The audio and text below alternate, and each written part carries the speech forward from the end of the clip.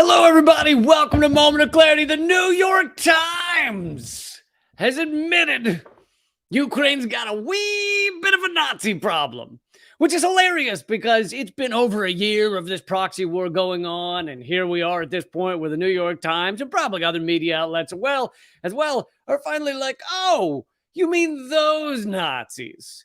We've been talking about it for a year, well over a year, and the New York Times just now noticing, just now admitting it. I'm going to be getting to that story and many others. Please hit subscribe. I'm also going to be talking more about this is Seymour Hersh's reporting from the Durham Report, what the Durham Report leaves out in terms of Russiagate being a complete laughable fraud, which, again, I was right about for years, and now we have most people admitting it. Most people that have any sort of sanity are admitting it. So I'm going to get to that from Seymour Hersh. Also, I have some bad news on American life expectancy. I got a bunch of stories coming up for you. Please hit subscribe. Please hit thumbs up. Even if you are following or subscribed on Rumble or YouTube, please right now, make sure you also click the bell icon, because even if you are already subscribed, unless you click that bell icon, they will not generally alert you. I don't know exactly how it works on Rumble, but please click the bell or else the subscription doesn't really mean much. So please do that right now. All right. Well, I want to get to these stories, but before I show you exactly what the New York Times said, let me remind you the garbage we've been hearing from places like the New York Times, from places like the New York Times, but like CNN. And I think I'll just show you a little clip from CNN. This is the type of stuff that we've been hearing for over a year from these mainstream media outlets in terms of the proxy war in Ukraine. Let's just hear a minute or two of this. We are talking about preventing neo-Nazis and those promoting genocide from ruling this country. The false accusations. So that was them translating, obviously, Lavrov, the Russian diplomat. But anyway, let's continue with the CNN clip. So Lavrov said we're trying to stop Nazis, among other things, in Russia's war against Ukraine, which is a proxy war. That's what he said. And here's CNN's analysis. Country. The false accusations of Nazism and genocide from Putin and his aides against. So CNN's very clear there. False accusations of any Nazism in Ukraine, in the Ukraine military. Oh, completely false. There's no truth to that, huh? Is that right, CNN? No truth. No, not just a little bit. Not just a little. Nope. Against the Zelensky government have drawn outrage. The U.S. Holocaust Memorial Museum issuing a statement condemning that language as well as the invasion itself. It's particularly perverse. I love that you have the U.S. Holocaust Museum, which should be like one of the top people who's like, let's stop Nazis and Nazism. And instead, they're going along with the U.S. propaganda that there's no Nazism in Ukraine or on the Ukraine front lines. Or how about the 15,000 people that were killed in the Donbass region over the past many years, even before the Russian invasion began? They were killed mainly by Nazis. So any of that? No, not registering.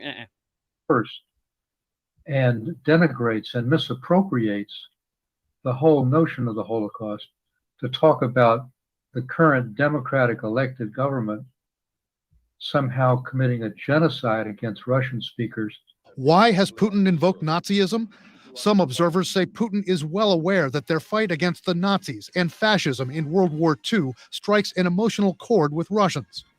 So that's the key to the CNN claim, is why would Putin invoke Nazism? It can't be based on any real Nazism, right? It can't. Now, there is an argument to be made, and you could sit here and have a legitimate argument as to whether the fact that there are Nazis in the Ukrainian military who hold a lot of sway in the Ukrainian military and in the Ukrainian government,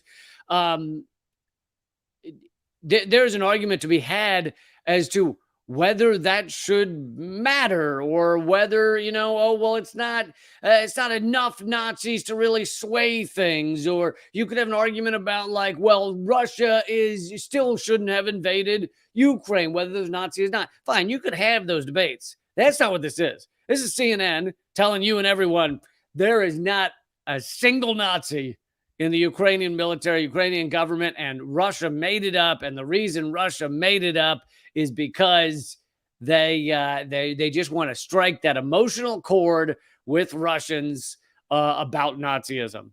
Okay, so we've had to deal with that kind of garbage propaganda for a year and a half from mainstream outlets, including New York Times, Washington Post, CNN,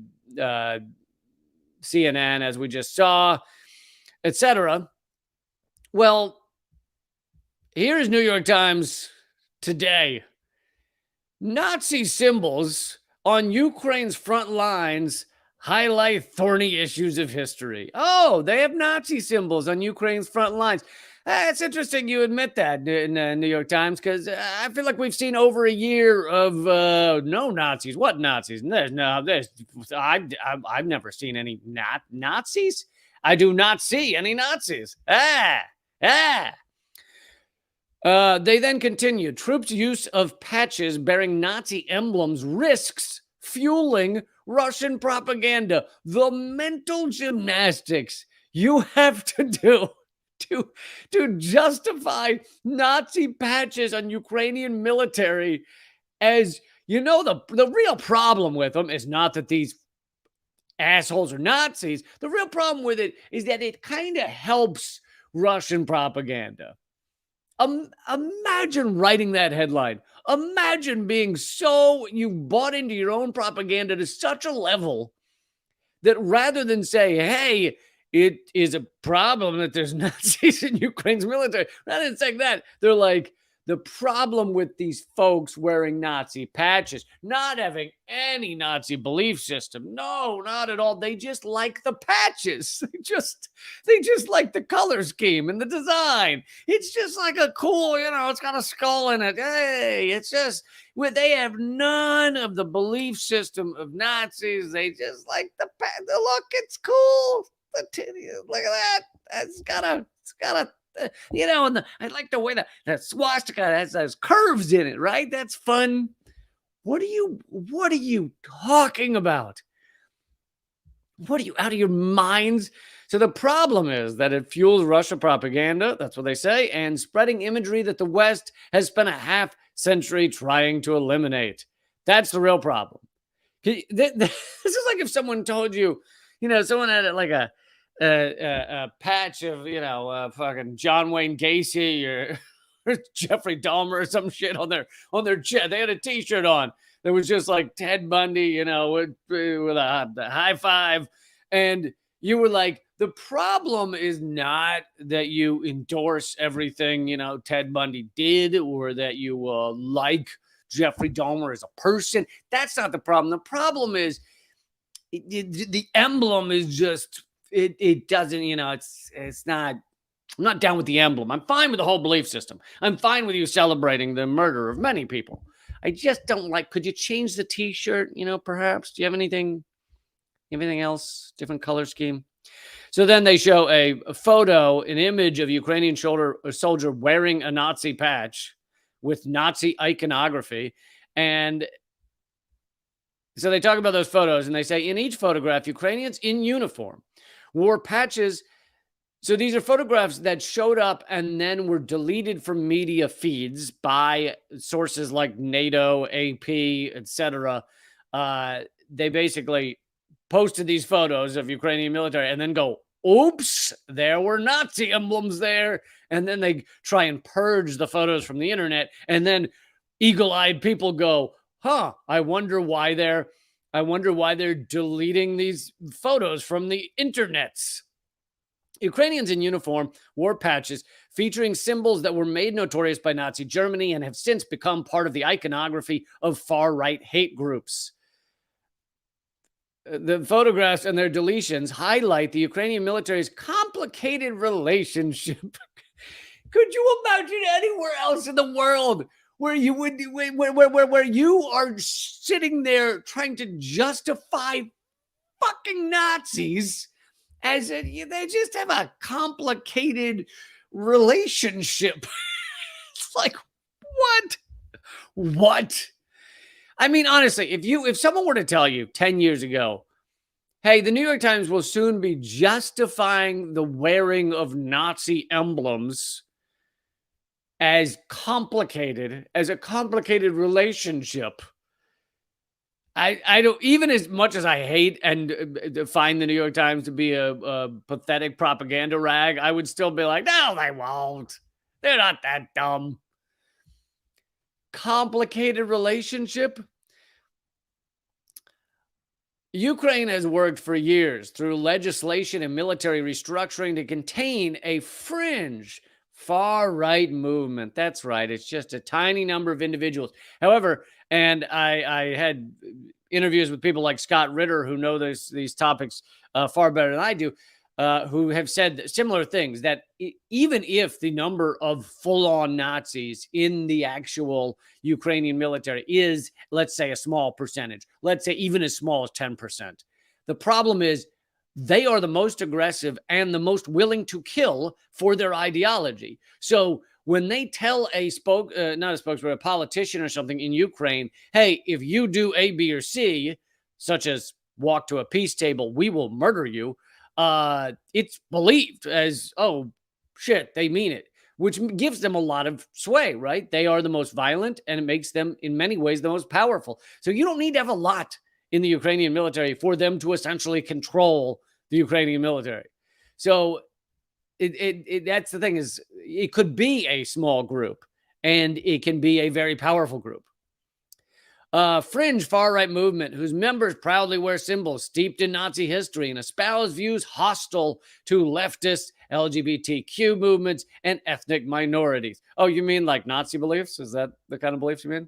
But some members of these groups have been fighting Russia since the Kremlin illegally annexed part of Crimea, part of the Crimea region of Ukraine in 2014, and are now part of the broader military structure. Some are regarded as national heroes. Oh, so you're admitting that not only are there Nazis, many of them apparently, in Ukrainian military, and that they've been very pivotal and long-term fighters in the Ukrainian military, but many of them are viewed as national heroes. And this article also tries to make you believe that, this is just something that bubbled up in the last 10 years. It's like, no, they worship, and it's not just the iconography. It's not just they like have a Nazi patch and they found the skull to be cool looking. They worship Stefan Bandera, a Nazi collaborator. That, like, it is the entire ideology. PBS did an interview with the mayor of one of the Ukrainian cities, and they blurred out the portrait that was hanging on the wall behind him. And people quickly figured out, hey, I wonder why they're blurring out that portrait that's behind this mayor of Ukraine. And it was a fawning interview about what a wonderful job he's doing fighting Russia, etc. Well, it turned out they blurred it out because it was Stefan Bandera. It was a photo of a Nazi collaborator that is celebrated in Ukraine. The iconography of these groups, including a skull and crossbone patch worn by concentration camp guards. I wonder if it's just because they like the skull and crossbone. There's other forms of skull and crossbones. You could have worn Blackbeard's fucking flag. You didn't have to use the Nazi guard flag. And a symbol known as the Black Sun now appears with some regularity on the uniforms of soldiers fighting on the front line. The New York Times is admitting what many of us have said for over a year. They are admitting many soldiers, many are connected to Nazism and proud of it, including soldiers who say the imagery symbolizes Ukrainian sovereignty and pride, not Nazism. No, there's no other way to look. I have had the same problem. There's no other way to show your sovereignty and pride other than to wear Nazi stuff. Even as someone who's raised Jewish and atheist by choice, I still the only way to show my sovereignty and pride is my varied assortment of swastika tattoos that I'm not going to show them right now, but I like to try different varieties, and it's the only way to show your pride, It really is. I don't know if you guys have, let me know in the chat if you think the same. It's wearing Nazi symbols is just the only way to really be proud of yourself. It's the only way. In the short term, that threatens to reinforce Mr. Putin's propaganda. So I love the idea of like in half of this article, they're like, so totally true. There's kind of Nazis like all throughout the Ukrainian military. You kind of can see the emblems on like a lot of their stuff. But the real problem with that is not that they're Nazis. That's not the problem, that they're Nazis. The problem is that it helps Putin's propaganda. That's the real problem. That's the real problem. And then, of course, they have to throw in there. So Putin has said that Ukraine needs to be denazified, a position that ignores the fact that Ukraine's president Zelensky is Jewish. We always use that as a shield.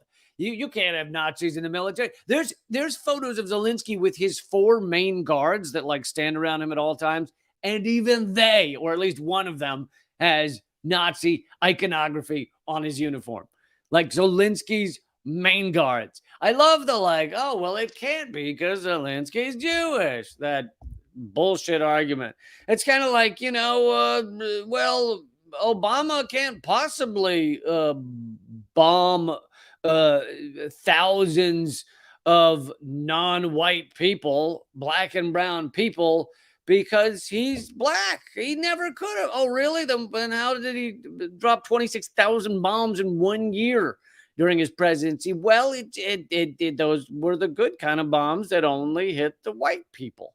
I don't know. It doesn't. Look, you find a representative who can give cover to the fact that your military is largely controlled by Nazis. Perfect. Who better to put in as your puppet president than someone where you can go, but he's Jewish?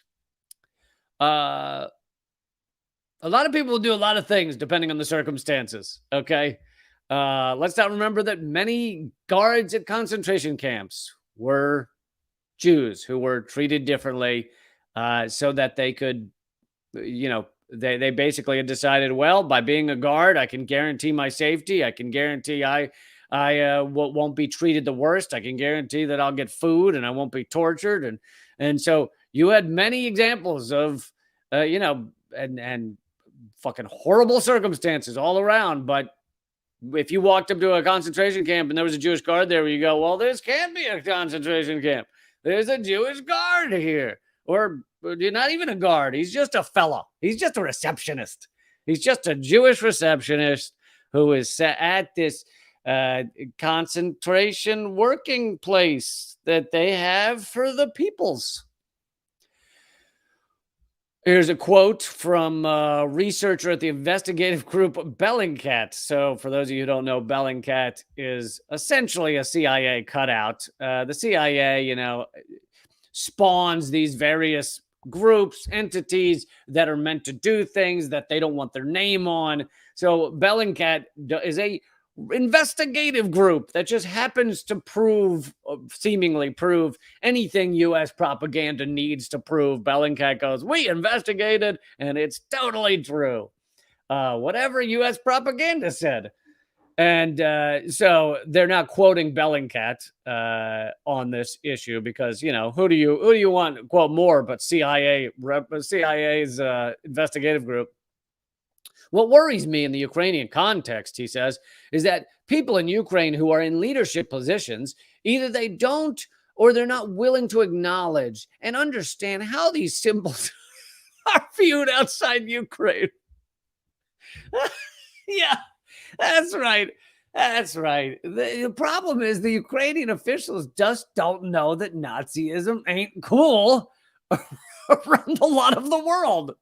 Someone should have told these Ukrainian officials that Nazism is just kind of frowned upon. Of course they know. They live in a region where Nazis, like the OG Nazis, the first Nazis, fucking exterminated people. Of course they know what the emblems mean and what Nazism means.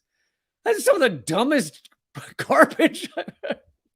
We've tried several times to explain to these Ukrainian officials that other folks around the world are just not. Like, they think that when you have on a swastika, it has something to do with Hitler. It's not just a cross doing cartwheels. So they just don't. We can't quite get through. They think that skull and crossbones Nazi guard patch is just like a really cool pirate thing, and we're just trying to explain it to them. I think, to continue the quote from Bellingcat, I think Ukrainians need to increasingly realize that these images undermine support for the country. Oh, God.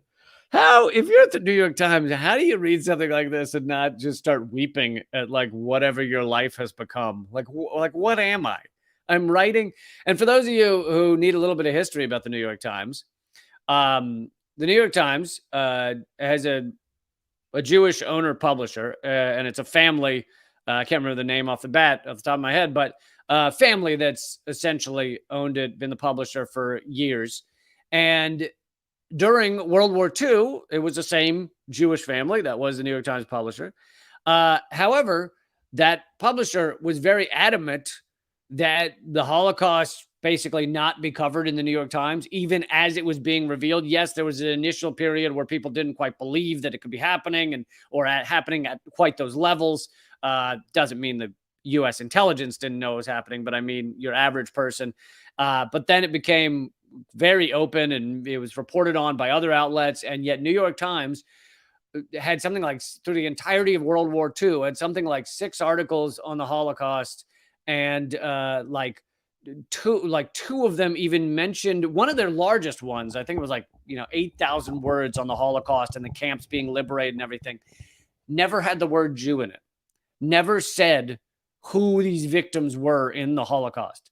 This is a Jewish publisher of one of the largest paper in the world in many regards. And they did not want to talk about Jews in the Holocaust, about concentration camps. And prior to World War II, they were very supportive, or they basically ran cover for Hitler.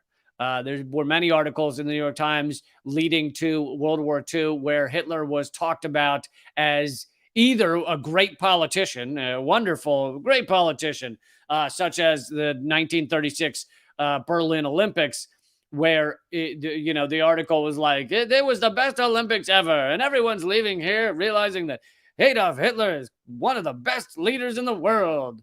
And there was an article like that, despite the fact that it was already clear what Nazis stood for in 1936. There were already laws in Germany stripping citizenship from Jews. It was already quite clear what was going on, and yet you had New York Times running around doing that kind of coverage.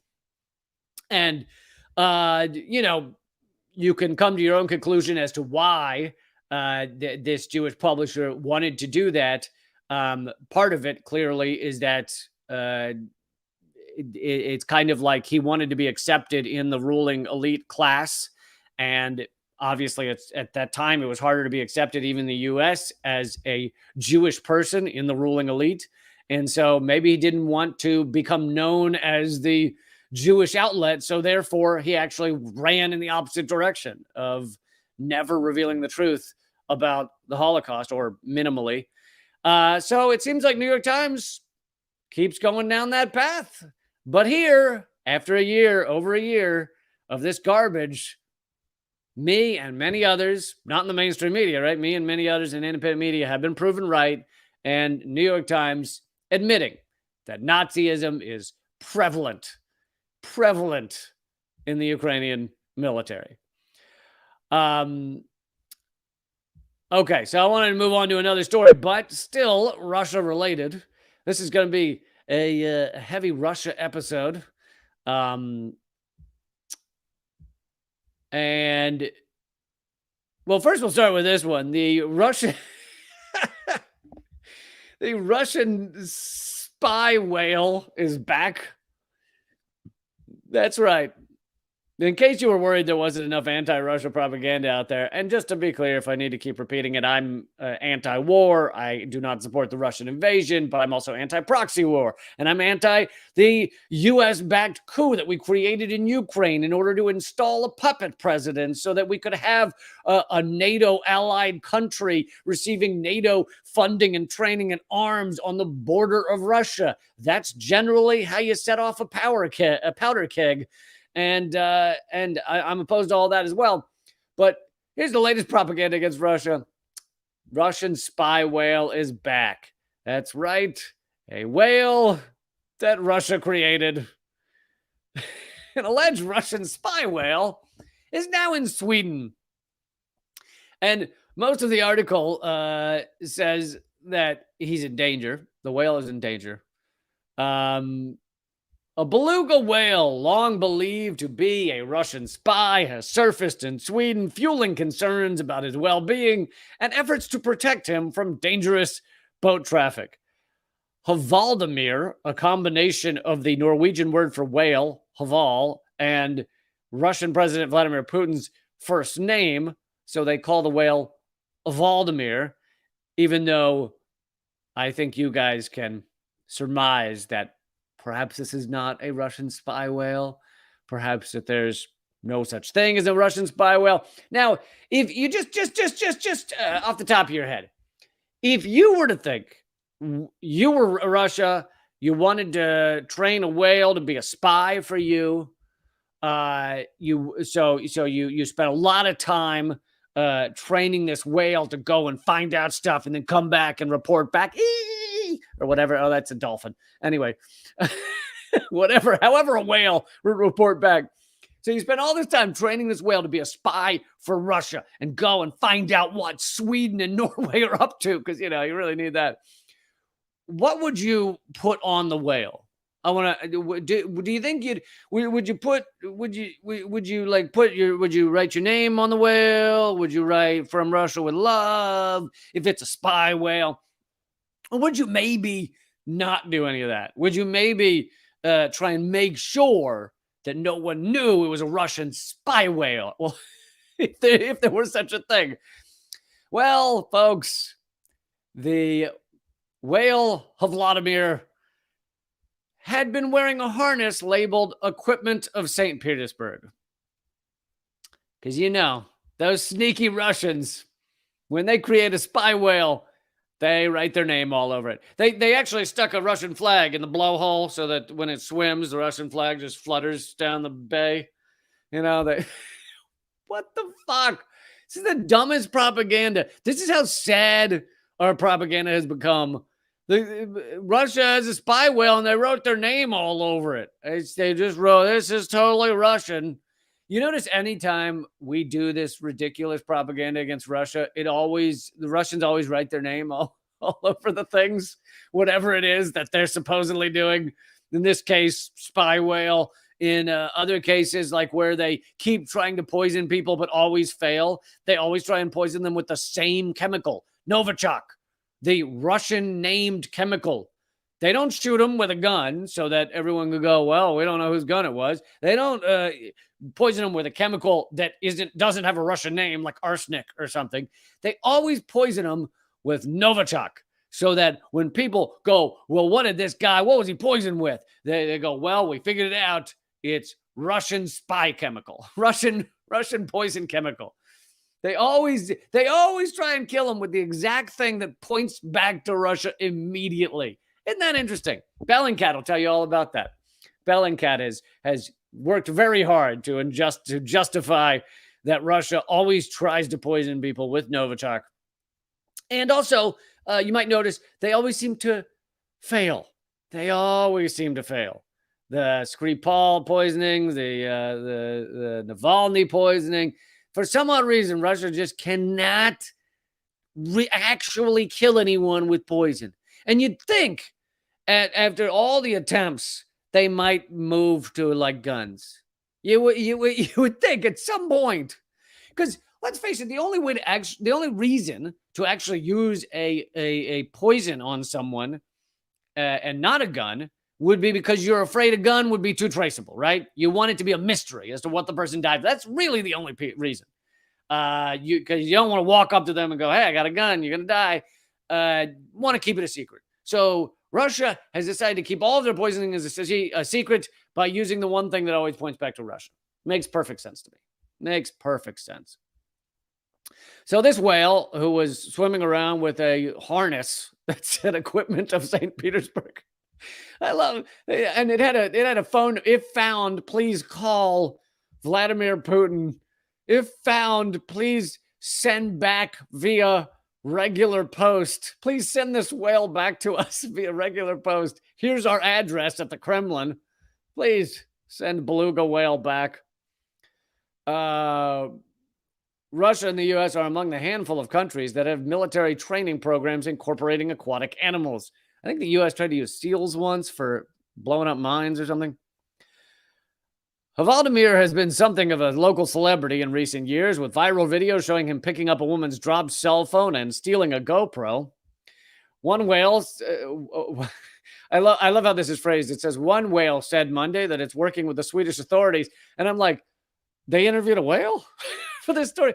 Apparently One Whale is the name of an organization, not a whale. One whale we talked to said, I don't know him. He's always around here, always speaking Russian. President Rich German told NPR in a phone interview that One Whale's short-term goal is to protect Vladimir, whose life is in clear danger. Well, especially if Russia ever gets a hold of him again, they're going to have to exterminate him because he is trying to leave the country, Their ultimate goal is to create a 500-acre marine reserve in northern Norway where they can rehabilitate him.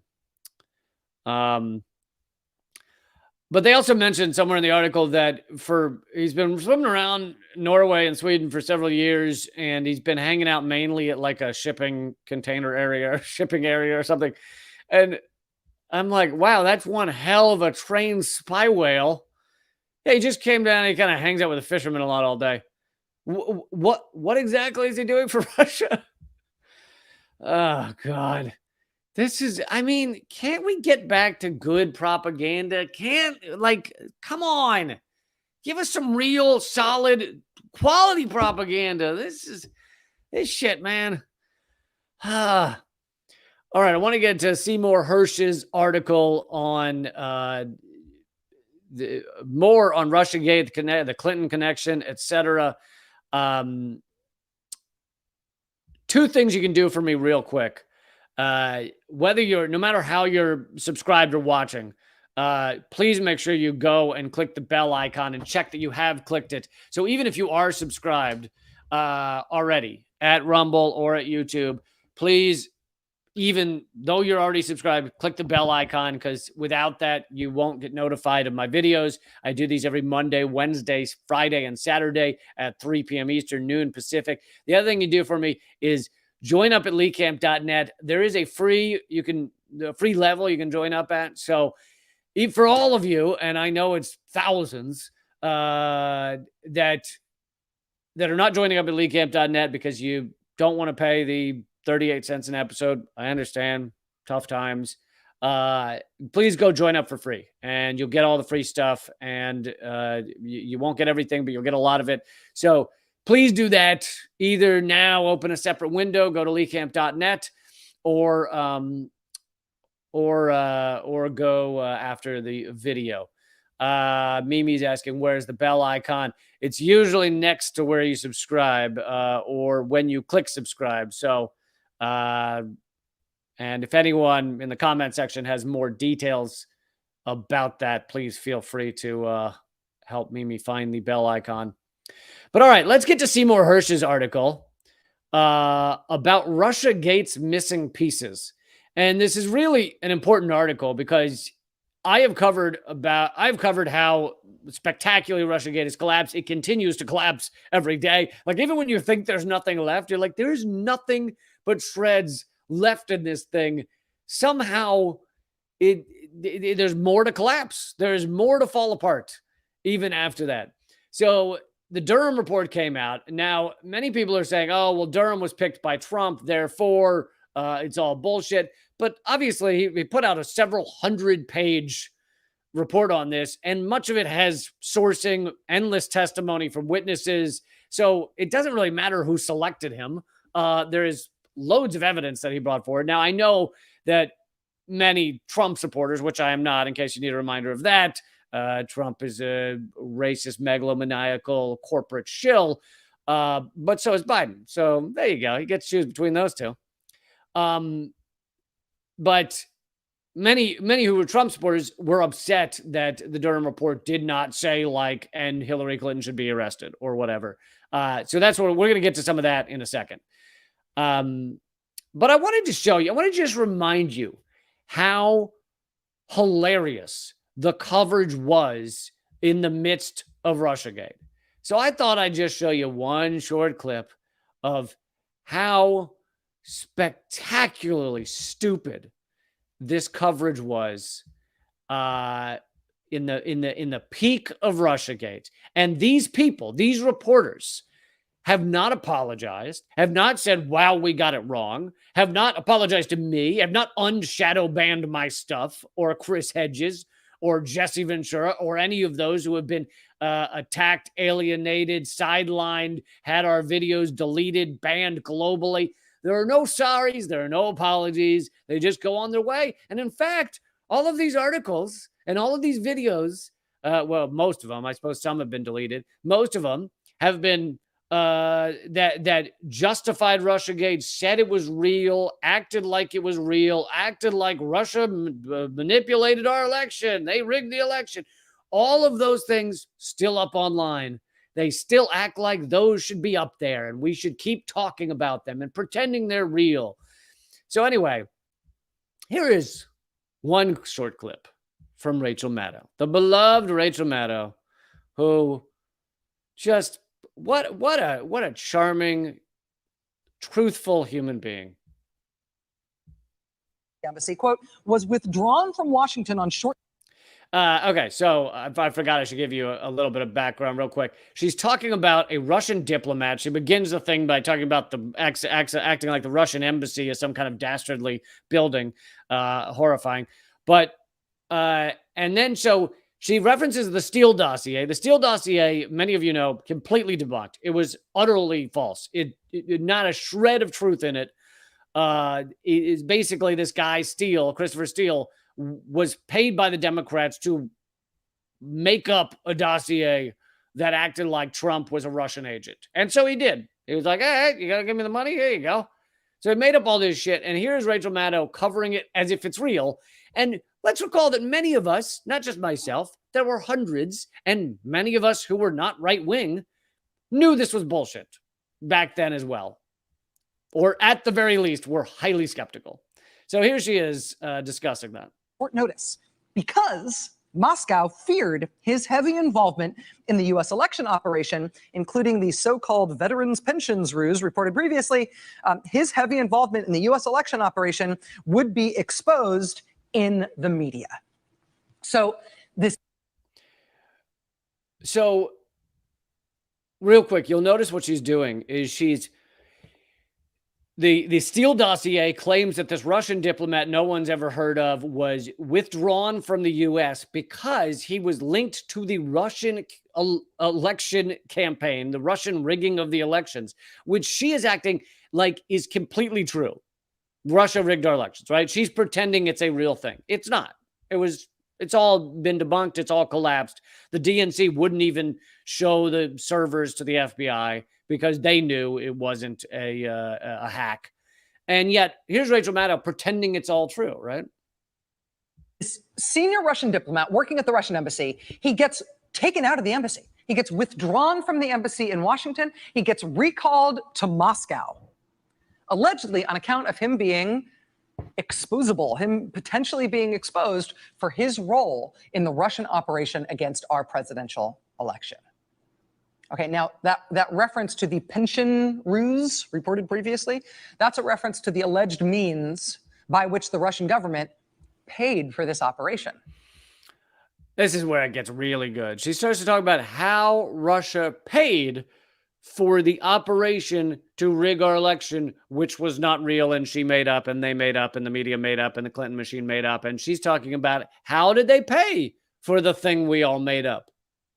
Great question, Rachel. How did the Russians pay for the thing you made up in your fairy tales? How did they pay for that? Right? That did actually have to pay for it, right? It's about the way they got cash to pay hackers and other operatives to do the grunt labor of this Russian election attack. I mean, what we know of the Russian attack on our election, Russian efforts to try to elect Donald Trump president, it did not seem to be a super labor-intensive process. It wasn't like an industrial process, but you do need people to do the work. You do need, for example, people building and running the online bots and repeaters, right? That were, giving ginned up fake viral status to negative news and about Hillary Clinton and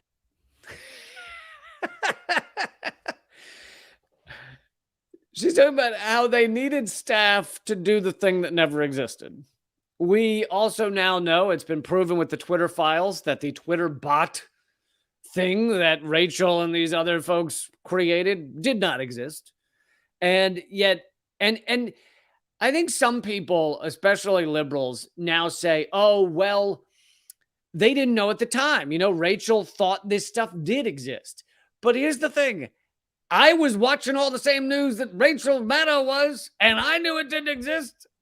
Many people did. Many people knew this was bullshit even then. Or at the minimum, they thought, well, it could be true. I'd have to see proof, which was exactly what I thought. Like, show me some fucking real proof, and then I'll go with you. I'll go with you on this thing.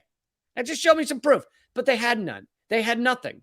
They had this pretend Steele dossier, all this garbage, and they just kept spitting it out. And you kept sitting there going, do they have anything? Do they have anything? Do they have anything? I mean, I was covering it at the time and it saying, look, show us what it, I mean, even Facebook said, because one of the big things was the Facebook ads, right? Russia bought Facebook ads. Even Facebook said that 56% of those ads bought by this Russian clickbait farm appeared after the election. Well, boy, that does not sound like a very effective election rigging campaign. To spend 56% of your money after the election. That sounds like a really bad election rigging campaign. And that was available within a week of when they announced Facebook ads bullshit. Because the head of advertising at Facebook put that statement out within days. And of the whatever was left, 44%, I think, with the maths, of the 44% that did appear before the election, the average spent was $3 on those ads. Like each ad, $3. Now, anyone who knows anything about Facebook advertising, $3 gets you roughly one view by one guy who's looking the other direction. $3 gets you nothing. Like, Facebook will often try and get me to pay for things. They'll be like, hey, send us $400 and this thing could be seen by 100 more people. Or what you have to spend thousands of dollars to have a big impact on Facebook. And here they were being like, $3 an ad. I'm sure that'll do it. That'll rig the election. I mean, it's just... And positive news about Donald Trump, right? So, I mean, you do actually have to involve some people, and you probably do have to pay some folks. So the allegation here from the dossier was that this guy working in a very senior position at the Russian embassy, he was basically the paymaster for this operation.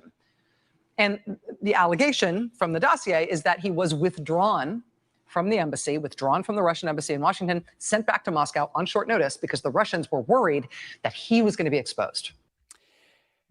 I mean, the other thing is, this is the definition of a conspiracy theory, right? She's like, it's conspiring and swirling around, and it involves this guy and that guy. And this is the definition of a conspiracy theory. Yet, then she calls any of us who called her out conspiracy theorists. Max Blumenthal the other day confronted her at an event. It's not a great clip. He didn't get to speak long before security rushed him out. So otherwise I would have played it. But he basically just says, you never apologized for the Steele dossier. And she's on stage, just goes, what? And then he gets dragged out and they go, And she then says, coming soon to a Substack near you. And the crowd laughs. You see, she's saying that guy's not a legit journalist and she's a legit journalist. Well, that's funny because he was asking you to apologize for the blatant lies you've told for years about this garbage. Okay, let's get to Seymour Hersh's article about this, about Russiagate. Russiagate's missing pieces, a moment in Durham's report where he hints at the real story. Russiagate was a fraud initiated by the Clinton campaign and abetted by political reporters in Washington and senior FBI officials who chose to look the other way. Durham writes, in late 2016, July 2016, U.S. intelligence agencies obtained insight into Russian intelligence analysis, alleging that U.S. presidential candidate Hillary Clinton had approved a campaign plan to stir up a scandal against U.S. presidential candidate Donald Trump by tying him to Putin and the Russians' hacking of the DNC. Do you follow that? Like, they have plenty of evidence showing that the Clinton campaign, the Clinton machine, Hillary Clinton herself, came up with this idea to tie Donald Trump to Russia. Like, made it up out of whole cloth and just said, this is what we'll do. We need to pin this election loss on someone. It'll be easy to pin it on Russia because everyone already hates Russia. We've already got a lot of propaganda against Russia. So we'll blame it on Russia. And I always have to remind people that actually for a few days after the election, after Hillary's loss, when the whole nation was like, what the fuck just happened? Even people that supported Trump were like, what the hell just happened? For those few days, right after the election, they actually didn't blame it on Russia. Do you remember this? They blamed it on the FBI. They blamed it on the FBI for reopening the case against Hillary Clinton. It was blamed on James Comey and the FBI. But then the Clinton campaign realized, you know, this FBI thing, in order to push that, we've got to go against the intelligence community. That doesn't go well. JFK. So let's pin it on someone that all of America will believe is dastardly and rigged this thing. Forget the FBI. Let's pin it on Russia. And so it switched, and all of a sudden, James Comey became a hero of the liberals. Remember that? To continue from the Durham Report, this intelligence, taken at face value, was arguably highly relevant.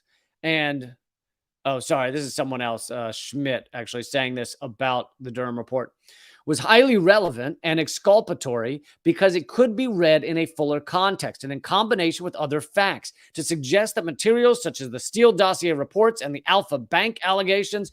Another thing Rachel Maddow pushed all over the place was that Alpha Bank revealed some connection between Russia and Donald Trump, and Russia had funded Trump and all this bullshit. Were part of a political effort to smear a political opponent and to use the resources of the federal government's law enforcement and intelligence agencies in support of political objective. Durham goes on to cite instances of public statements. He finds evidence to suggest that, quote, at least some of the officials within the campaign were seeking information about the FBI's response to the DNC hack, which would be consistent with and a means of furthering the purported plan. Some in the campaign were trying to push the FBI to say that Russia was the source of the hack. We now know it was not a hack. It was a leak from the inside. You are welcome to surmise as to who that leak from the inside was. But either way, it was not a hack by a foreign government. It was a leak. He adds that the campaign's funding of the Steele reports and the Alpha, and the Alpha Bank allegations provide some additional support for the credibility of the information set forth in the Clinton plan intelligence. It became evident to some members of Durham's staff that the real story was not about whether or not Trump had pee parties in a Moscow hotel room. That was one of the things in the Steele dossier, one of the headline-producing allegations in the Steele dossier that consumed the Washington press corps in the aftermath of Trump's victory. The issue was whether the Clinton campaign, in its constant leaking of false accusations and false data, had crossed a line. You think? Some senior FBI officials had openly joined ranks with the Clinton campaign, with its drumbeat of spurious allegations, because in some cases of a shared belief in the importance of a Clinton victory in the fall election. As Durham himself writes, any attempted prosecution premised on the Clinton plan intelligence would face what in all likelihood would be insurmountable classification issues given the highly sensitive nature of the information itself. The issue with Durham may be that he was the wrong man in what could never be the right job. He had made his reputation with the help of others in the FBI and Justice Department. So basically, he was not going to turn against the FBI and the Justice Department. And so while he did reveal that the Clinton campaign came up with this plan to blame Russia, he didn't dig deeper. He didn't say any of them should be prosecuted. He didn't even say there should be any changes to the FBI, which is kind of unbelievable. You have this mass FBI investigation that he in his report says was unfounded. No changes needed. No changes necessary. Totally amazing. All right. I want to get to another story about life expectancy in the U.S. has been crashing down, and let's talk about why. But I also want to see if I can get to other stories as well. But all of that is at rumble.com/Lee Camp. Join me at rumble.com/Lee Camp. The other platforms will be ending, so I hope you will jump on over to rumble.com/Lee Camp and join me there. And I also hope you will become a member at leecamp.net. Which is where I post all my stuff. Also, if you sign up at leecamp.net, you get my new ebook. It's the only place to get my new ebook.